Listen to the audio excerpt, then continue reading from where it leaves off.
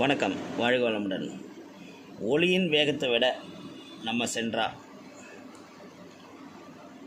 ஒரு இயந்திரம் அப்படி போகிற மாதிரி அவ்வளோ ஹை ஸ்பீடில் போகக்கூடிய ஒரு மெக்கானிசம் கண்டுபிடிச்சிட்டோம்னா நம்மால் கடந்த காலத்துக்கு செல்ல முடியும் அப்படின்னு சொல்கிறாங்க. அது உண்மையான்னு ஒரு கேள்வியை எழுப்பி இன்றைக்கி எதாவது புதுசாக கற்றுக்கிறதுக்கு முயற்சி பண்ணோம்னா என்ன நடக்கும்னு பார்ப்போம். ஒளி ஒரே ஒரு வினாடியில், அதாவது லைட் ஒரே ஒரு வினாடியில் கடக்கும் தூரம்னு பார்த்தோம்னா 1,86,282 கிலோமீட்டர். இல்லை, கிலோமீட்டர் கூட கிடையாது, மைல்.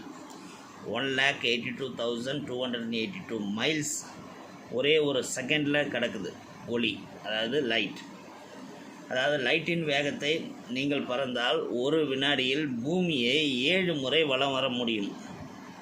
சுற்றி 7 தடவை வந்திருப்பீங்க. லைட்டோட ஸ்பீடு அதை இது வரைக்கும் எதனாலையும் மிஞ்ச முடியாதுன்னு சொல்கிறாங்க.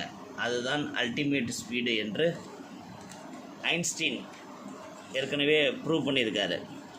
இந்த வேகத்தில் ஒளி ஒரு வருடம் தொடர்ந்து பயணித்தால் ஒரு கற்பனையில் எத்தனை தொலைவு போக முடியும்? ஜஸ்ட்டு கவுண்ட் பண்ணி பாருங்கள். அதாவது ஒரு செகண்டில் 7 சுற்று. அப்போ நீங்கள் ஒரு செகண்டு இன்ட்டு 60 இன்ட்டு 24 இன்ட்டு 365 டே, அதை 7ஆல் பெருக்கணும். அத்தனை தடவை சுற்றிருப்பீங்க பூமியை. நம்மளோட ஒரு லைட் இயர்னு சொல்கிறது இதை தான். ஒரு வருடம் ஒளி தொடர்ந்து போயிட்டு இருந்ததுன்னா அங்கே நம்ம எங்கே இருக்கிறோம்னா காலமில்லாத காலத்துக்கு போயிட்டுருப்போம். அவ்வளோ தூரம். ஒரு இமேஜினேஷனுக்கு இந்த லைட்டோட ஸ்பீடு இல்லை நம்ம பயணிக்கிறோன்னு வச்சுக்கோம். பூமியிலேருந்து 100 ஒளி ஆண்டுகள் தொலைவில், அதாவது அந்த இடத்த எப்படி சயின்டிஸ்ட் சொல்கிறாங்கன்னா மீரான்னு ஒரு நட்சத்திரம் இருக்குதான். அங்கே அந்த நட்சத்திரத்துக்கு நம்ம கிளம்புற தேதி, இங்கேருந்து பூமியிலேருந்து கிளம்புற தேதி, ஃபார் எக்ஸாம்பிள் ஜனவரி 1, 2007 கிளம்புறோன்னு வச்சுக்கோம்.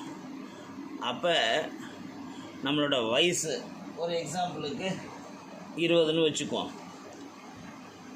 மீராவை போய் நம்ம தொட்டு விட்டு உடனே பூமிக்கு திரும்பி வந்து சேரும்போது நம்மளோட வயது 48 ஆகியிருக்கும்னு சொல்கிறாங்க. அப்போ பூமியிலிருந்து அந்த பூமியோட வருஷம் என்னவாக இருக்கும்? இப்போ 2024ன்னு வச்சுக்குவோம். 2024 ஸ்டார்ட் பண்ணுறோம். அது கூட 48 கூட்டணும் அப்படின்னு தான் நம்ம நினைக்கிறோம். ஆனால் அப்போது வருஷம்ங்கிறது 200 வருடங்கள் கடந்திருக்கும் அப்படின்னு சொல்கிறாங்க. அதாவது ஜனவரி 1, 2224ன்னு இருக்கும். பூமியில் உங்களுக்கு தெரிந்த அத்தனை பேரும் இறந்து போயிருப்பார்கள். 100 வருஷங்களுக்கு, அவங்க செத்து 100 வருஷங்களுக்கு மேலே ஆயிருக்கும். இப்படி தான் விஞ்ஞானிகள் கணக்கு போட்டு சொல்கிறாங்க.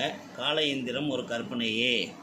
வளர்ந்த மரம் திரும்ப செடியாக முடியாது. நீங்கள் மறுபடியும் குழந்தையாக முடியாது. ஆகவே மனம்ங்கிறது தான் கால இயந்திரம்.